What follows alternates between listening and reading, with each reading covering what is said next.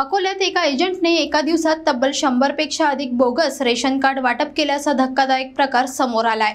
हा प्रकार उघड होताच तहसील विभागाने चौकशी सुरू केली असून 2 बनावट रेशन कार्ड ताब्यात घेण्यात आलीत।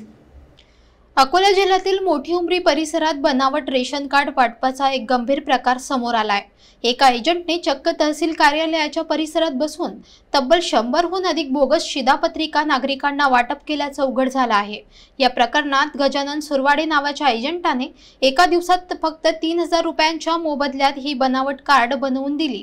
विशेष म्हणजे ही कार्ड इतकी हुबेहूब बनवली गेली होती की त्यावर पुरवठा विभागाचा शिक्का आणि निरीक्षण अधिकाऱ्याची सही देखील बनावट छापण्यात आली होती। ही संपूर्ण फसवणूक तेव्हा उघडकीस आली जेव्हा गुडधी परिसरातील 2 नागरिक रेशन कार्डाची नोंदणी करण्यासाठी तहसील कार्यालयातील अन्न पुरवठा विभागात पोहोचले। तपासणी दरम्यान या कार्डवर आधीच इतर नावे नोंदलेली असल्याचं आढळलं आणि मोठ्या प्रमाणावर बोगस कार्ड वाटप झाल्याचा खुलासा झाला। सध्या तहसील प्रशासनाने तात्काळ चौकशी समिती गठीत केली असून सुरुवातीला 2 कार्ड ताब्यात घेण्यात आली आहेत। उर्वरित बनावट कार्ड कोणत्या नागरिकांना वाटली गेली त्यामागे नेमकी यंत्रणा कोणती याचा तपास सुरू आहे। या प्रकारामुळे अकोला जिल्ह्यात प्रचंड खळबळ उडाली असून प्रशासनाच्या कार्यप्रणालीवरही अनेक प्रश्नचिन्ह उपस्थित झाली आहेत।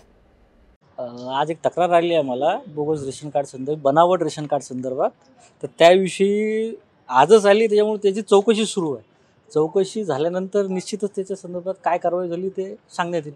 नाही, तेच पाहायचं आहे साहेब आपल्याला की नेमकं काय त्याच्या अंदर आहे।